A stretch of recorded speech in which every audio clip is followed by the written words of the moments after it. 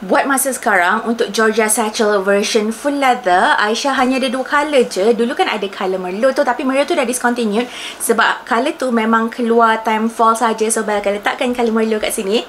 Let's say bye-bye to merlot. Okay, 2 colour yang Aisyah ada untuk full leather ialah colour dark stone and also in black. Dua-duanya pakai gold hardware dekat sini, pakai full pebble leather. Belah belakang ada zip pocket, boleh fit iPhone Pro Max. Top handle, dual top handle. For the inside, dalam dia macam ni, ada multi-function pocket. Laptop 13 inci tak boleh, Aisyah dah cuba. Smaller iPad should muat, botol air 1 liter should muat lah. Okay, ni rupa dia kalau pakai S crossbody dari tepi. And begini rupa dia bila pakai S top handle. Sangat sesuai untuk pakai untuk formal event and sangat-sangat sesuai untuk pakai pergi kerja sebenarnya bag ni tau.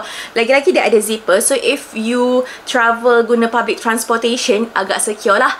Harga RM190 sebelum voucher. Untuk cara pembelian, Aisyah dah linkkan kedua-dua item dekat bawah. If you guys have any question, boleh comment down below dan jangan lupa tekan button follow.